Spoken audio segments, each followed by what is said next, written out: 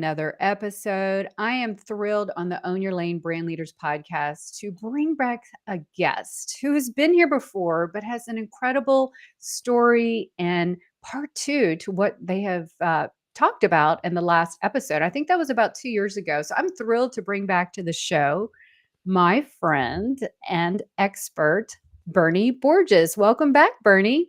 Thank you, Michelle. It's wonderful to be back. I'm looking forward to our conversation.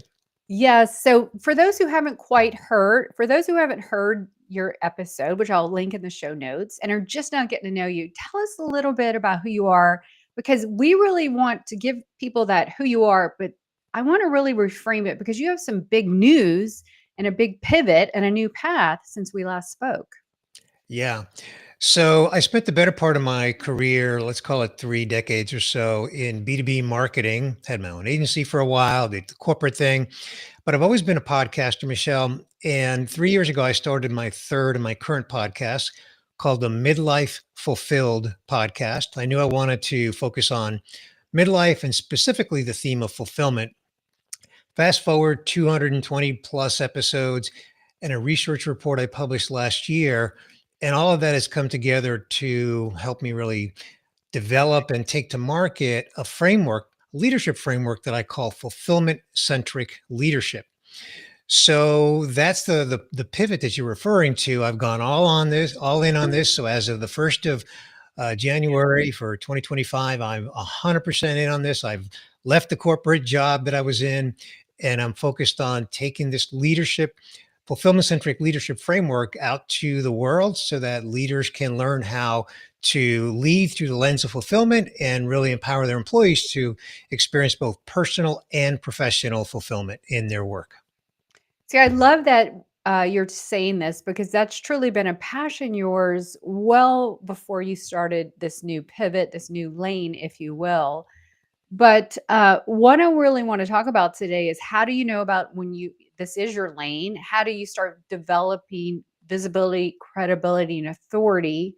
And for you, it was a podcast. So I really want to talk about that. But how do you really know your lane and how can you translate that, while you're in corporate to maybe even going into your expert business? But I want to get into all that and how you chose podcasting. I know you had a podcast even before the current one. So I'd really like to get into that. But let's talk about that. How did you know that this was your topic, that this lit you up and this was that passion and that gift and the expertise, lived and learned, that you wanted to bring out into the world? Yeah, Michelle, your brand of own your lane, I mean, that's exactly what I've been experiencing. I mean, I am living own your lane. And for me, it is fulfillment in midlife.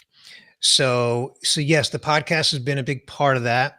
And through the course of 200 plus podcast episodes, and you were on one of them, and soon to also to be a revisited guest on the podcast. All those conversations have really just fueled a lot of my thoughts and my insights, and has just really cemented in my heart and my soul, Michelle, that this lane that I'm owning is my calling at this point in my life. The dots have just connected for me in such obvious ways. And so again, the podcast, but also the research that I did last year, which just gave me even more insights, just really cemented the fact that this is in fact my lane. I say that my BHAG, my big, hairy, audacious goal, is to reach 3 billion people across the planet with the message of seek and find fulfillment across 5 key life pillars: health, fitness, career, relationships, and legacy. And I don't think I can do that alone because I'm not famous. So the way that I'm planning to do that, my strategy, if you will, in this lane, is to do it by reaching leaders and going to leaders. And so that's my lane. My lane is I want to reach leaders with this message because every leader has people, multiple people reporting into them, right? Whether it's 5 or 50 or 100, whatever the number is, that's the only way that I can get to my BHAG of 3 billion people, right? That, like the multiplier effect, or if you want to Mhm. use the bowling pin metaphor, right? Where, that's how I'm going to own my lane, or I am owning my lane by going after leaders. No, I love that, and also in conjunction with your, your speaking, your workshops, your podcasting, and bring everyone up to speed because I think since we last spoke, you had a big partnership with a well-known entity that helped you really expand the visibility, authority, and reach on that survey. Can you tell us a little bit about that? Yeah, well, it was actually 2 brands and 2 different occasions. So the one that I think you're referring to on the research report was I partnered with Udemy in 2024, and we co-produced this report called Thriving in Midlife. We can put a link to it in the show notes. And it was it's a 157-page report, Michelle, which obviously is, almost like a book, but because it was so long, we wrote a really um, compelling and concise executive summary that just kind of hits the highlights, right? So that was an awesome partnership, partnering with Udemy on that. And then the other one was in 2023. I partnered with the Inspired Leadership Initiative at the University of Notre Dame. They were a Mhm. sponsor of the podcast. They invited me out to their annual event in October of 2023. And so, again, the Inspired Leadership Initiative is what it's called. And I was their featured speaker. And that was the first time that I presented in a setting like that my framework of the 5 key life pillars and sort of the early version of what today is my fulfillment centric leadership framework. And I have to tell you, Michelle, I was nervous to present it to them, not because of speaking, because I enjoy speaking like you do, but I was nervous to kind of present, Mhm. my thoughts, my findings, my insights, my strategy, my plans to business leaders, educators at the University of Notre Dame. Mhm. And I was thrilled that we had really cool and awesome back and forth engagement. And in the end, they were very encouraging. They liked the approach I was taking and they encouraged me to pursue it. So I was really thrilled with that.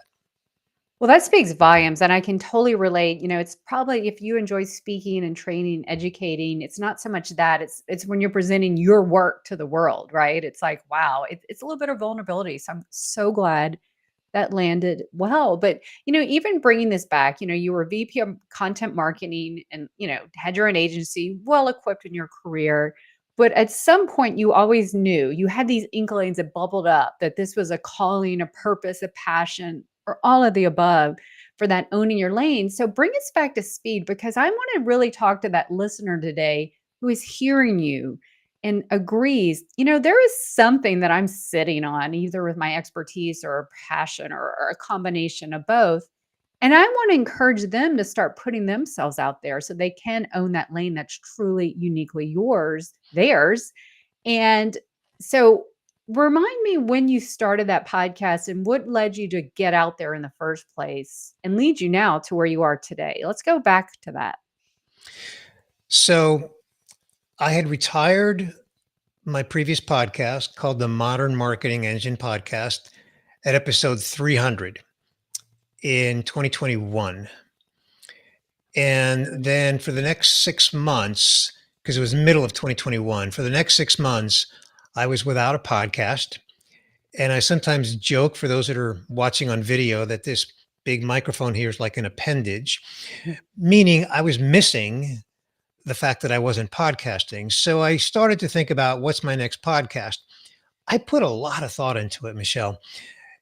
I had done 2 marketing podcasts, the one that I had retired, the Modern Marketing Engine, and then the first one was also a marketing podcast. So I already had 2 marketing podcasts sort of under my belt.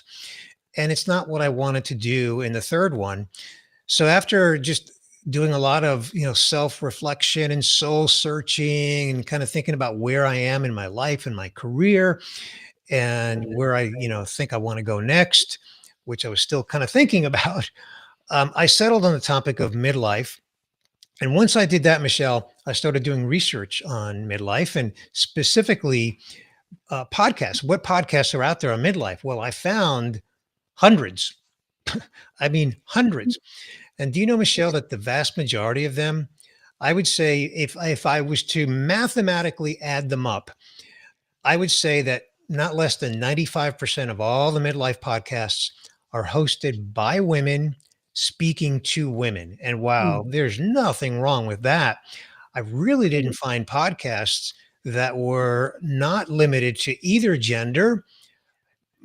And so that was my first observation. Plus, I started to think about the meaning of fulfillment because I came across the You Happiness Curve study, Mhm. which was a global study of happiness. And then I said, what is happiness anyway? So I dug into that and I discovered happiness is it's an emotion. Mm. It's a fleeting emotion, but it's not as deep an emotion as fulfillment is.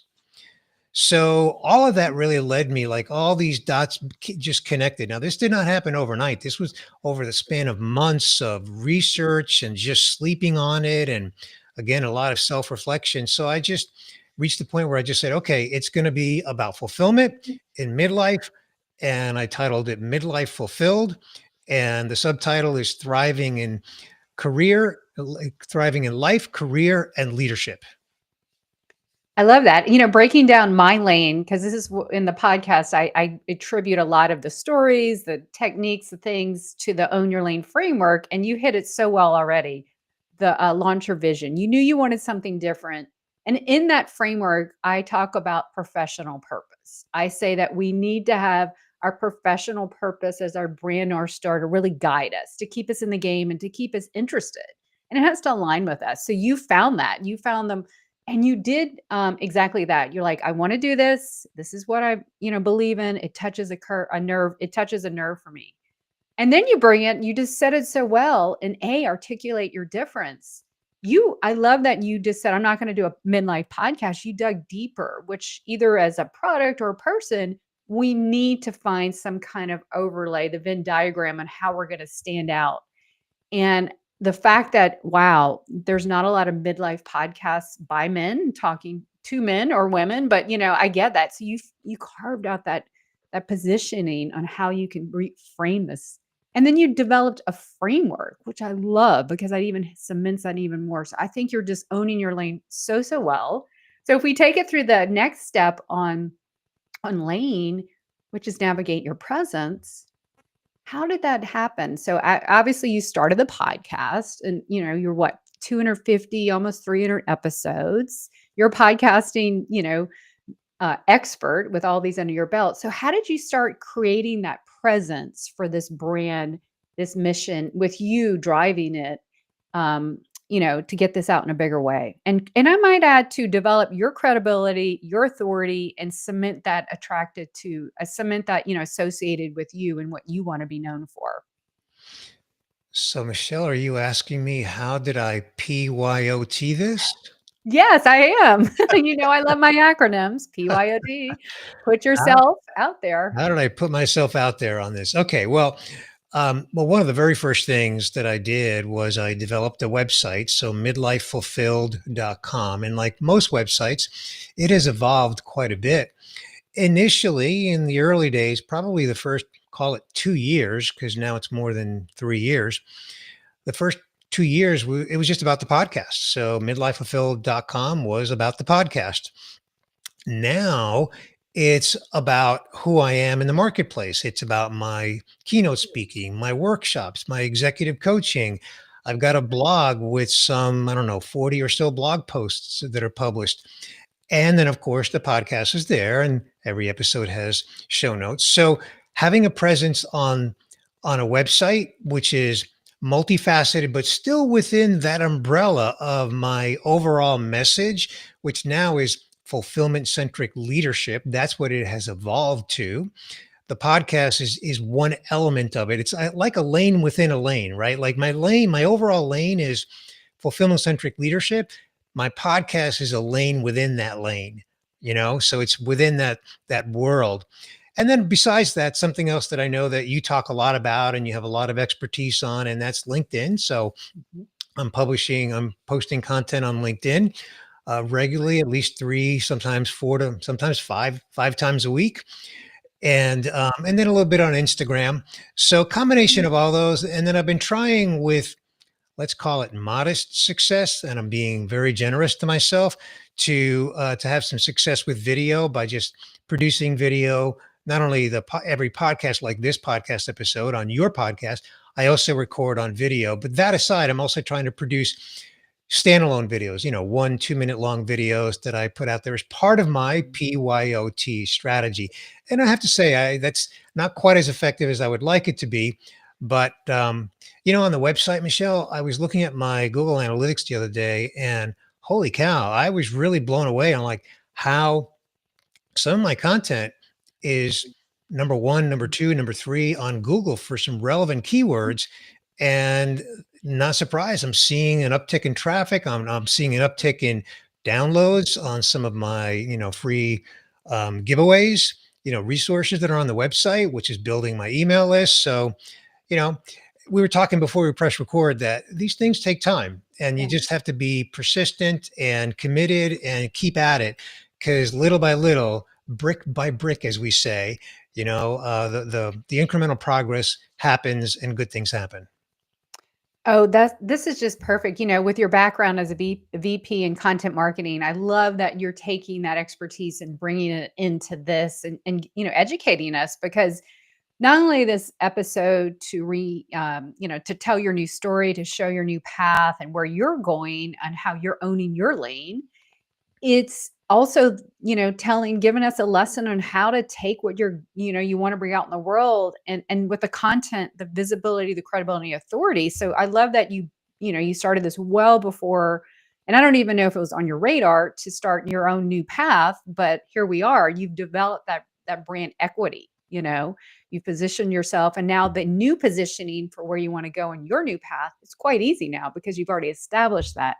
But to have the podcast, the studies, the email, you're doing it really, really well. So I can't wait to link into the show notes so people can go check it out. Because I do remember about 2 years ago when I was on the podcast, it was just all about the podcast because you really couldn't really talk about this stuff publicly, like on LinkedIn, other than, because you were in that role. But Right. now you have free reign. And then this is helping you get to that big goal you have because each listener, each download, each subscriber, each leader, it just snowballs. So this is such a great lesson in how to take the content strategy on building your presence and putting yourself out there because you do a phenomenal job on that. But now you've brought into some other for your presence, not just podcasting. You're doing some executive coaching and of course speaking and workshops. Tell us a little bit about that and how that really plays into the own your lane. Sure. So, as I've already sort of alluded to in our conversation, a lot of these things have just evolved over the course of the last 3 years in terms of information and insights and data, and all that has just come together. So, as I've mentioned, I've developed this framework for fulfillment centric leadership. And the primary use case that I'm taking to market from a business standpoint is for organizations, leaders in organizations to embrace this concept of create an experience for employees where they experience personal and professional fulfillment and they'll be more loyal, more productive. Okay, very important. And they'll retain at a higher rate, which is all good for business and it's great for the employees. There's also a use case it's for individual, like self leadership. Mhm. So there's a very simple exercise that I take people through, whether it's in a corporate workshop setting or in a one-on-one executive coaching. And it goes something like this. First, answer the question, and this is a big question. Answer the question, how fulfilled am I in? And then each of the five pillars. How fulfilled am I in my health, which is physical and mental? How fulfilled am I in my fitness, in my career, in my relationships? Humongous. In my legacy. Answer that question in each of the five pillars. Then, step two is write down all your current values. What are your current values? Freedom, um, family, travel, whatever they are. Like there's, you can come up with, 31 word or 2 word descriptions of your values. And then here's the kicker. Take your current values and map them against how fulfilled you are in each of those five pillars. And where are you aligned and where are you not aligned? Mm. And where you're not aligned, boom, light bulb. Yes. That offers so much clarity on where you might feel stuck. Because if you don't go through that exercise and you just have this knot in your stomach Yeah. about you're stuck, but you don't know exactly what it means, do that simple exercise and that'll give you so much clarity. So I do that both in a corporate workshop environment as well as a one-on-one. And but again, it sounds simple, and I mean it is. It can be profound for a lot of us. It was profound for me, But getting to that method, if you will, getting to that process that I explained, it basically took 3 years for me to just Mm. put that together into the process I just explained in about 5 minutes. That's usually how it goes. The most profound, and we should have simple but profound frameworks and methodologies, rubrics. Those do take time. And I always encourage my clients have something that really helps set you apart. And so I love that you're now taking that, truly helping you own your lane because the content and just the real data point driven outcomes is something that speaks highly of what you've always done, but now in this context. So that's brilliant. So I know that's really helping you navigate your presence. So now that we're helping you own your lane, telling your story through this episode, we get to E, and that's elevate your authority, which you do have authority. You do have this story career, these podcasts, all the things. I mean, but we can all go higher. And also in this new lens of where you're taking yourself. So, and also I'm going to throw it too because you've interviewed a lot of leaders, a lot of people, renowned people on your podcasts. So give me this answer in context. So you and even maybe what you've seen in your, people you've interviewed, what does it take and what are some of the ways that you see elevating your authority or is working the best, to stay in your lane? What is working best for you and for those you interview? Elevating your authority starts with you believing in your authority. So I'm talking self-confidence, self-esteem, self-awareness, simply believing that you can. There's an expression, I think it's attributed to Napoleon Hill. I'm not quite sure, but I live by this expression, and that is if you believe you can't, you're right. And Mhm. if you believe you can, you're right. So you have to believe that you can. Now, in terms of true authority in the eyes of others, it's a combination of a lot of things. And certainly what we've already been discussing, Michelle, all this content that I've been producing, people that I've associated with, including you, and then plans to write a book. I haven't written my first book on this topic. I wrote my first book in 2009, but it was a marketing book. It has Mhm. nothing to do with the world I'm in now. So plans to write the book, and actually I've got 2 books that are in my head at the moment. So all of that is part of the authority, but honestly, Michelle, it's about walking the walk. It's about believing that I have authority and having the confidence and the self-esteem and simply behaving that way every moment of every day Mhm. so that people see it. And I've been told that. So I think I can say with some humility that, that I am embodying that because I've been told that. And the only reason that I believe it to be true is because I believe it to be true. How's that for? How meta. Yes. Yeah, exactly. You just have to believe it to be true, walk the walk, and put the work in, of course, right? You've got to put the work in. But when you're putting the work in and you're walking the walk and you're confident, it's noticed. People recognize it. I love this take and this lens on it. It's not just the tactical do this, do that, which you put in there, but I love how you layered it first with a self-belief. And going back to the first step of own your lane, it's having that professional purpose. And so when you're sitting out there wanting to keep going higher and elevating yourself, your visibility, credibility, authority to, be that person, it's impact driven. You're building a lot of influence, but at the same time, you're driving a lot of impact. And the whole reason I say PYOT, put yourself out there, at least for me, it's not of me. It's because the people need what I are here to give, the transformation I am so passionate about, much like you, much like all the incredible people you've interviewed on your podcast. When you have that impact driven, purpose driven lens, not only is it just easier, no pun intended, it's more fulfilling, Bernie. Exactly, exactly. And that reminds me, Michelle, let me put a definition to fulfillment because I haven't done that in this whole conversation. And you just used one of my favorite F words, fulfillment, right? And fulfillment, it is an emotion. Like happiness is an emotion, but happiness is fleeting. You can be happy 1 minute, unhappy another minute in the same day. Fulfillment is a deeper emotion, and it's usually associated with some achievement. It can be a small achievement. Hey, I got to the gym today, or on Friday I got to the gym 3 times this week. In my case, 5 times. That's my thing. So Friday I'm fulfilled. I got to the gym 5 times. It can be big. When we got our college degree, that was a big sense of fulfillment. When you every time you publish a new book, that's a sense of fulfillment. Fulfillment is associated with achievement. And usually, Michelle, when we achieve something and we feel, I'm using the word feel very intentionally, when we feel this sense of fulfillment, it is usually immutable. So if you're not familiar with that word, it means that it can't be taken away. When you Mhm. have fulfillment from publishing your book, what can possibly take that away? Nothing. That's why fulfillment is a much deeper emotion. I'm doing research and I intend to prove, if I can, I intend to prove that fulfillment is the second most powerful emotion, second only to love. That's how powerful it is. That's powerful. So fulfillment, in your case, your hypothesis is not fleeting. It is absolutely not a fleeting emotion.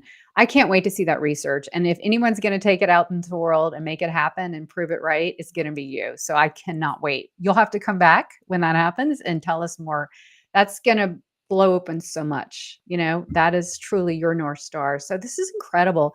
Bernie, you've been so tremendous as always, just being a friend, a mentor, a supporter, an incredible content creator and simplifier of sometimes abstract content or sometimes abstract concepts that really bring it to practical use in our life, in our work, in our lives. I just want to thank you, first of all, as we were saying, acknowledge what you've done. I just want to acknowledge what you've done, and you've only just begun. You're 90 days into your new path. So can we just, give each other a virtual high five here and just say you are doing incredible work and you're on fire elevating your authority. So this has been tremendous.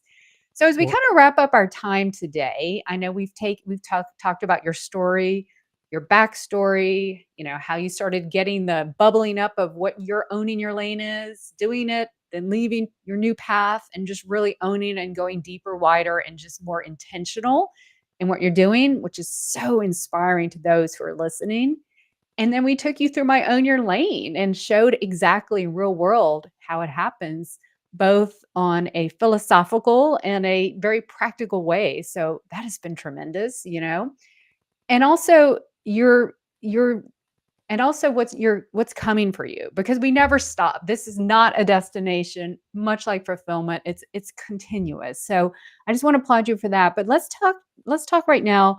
Where do you see things going for you, and what practical steps do you have for people not only to find fulfillment, but to truly own your lane and stay in that lane, which is exactly what you're doing today? yeah. So my vision for this new chapter that I'm in, by the way, I have age pride. I'm 67 years old, or I should say 67 years young. Yes. And I'm not putting any time limit on this. I'm not saying, oh, I want to be done by X age. Not doing that at all. I am pedal to the metal on this with passion, and I hope that shows. But anyway, my vision is the following. I'm focused on speaking and workshop facilitation, in the short term. Let's call it the next, 1 to 2 years.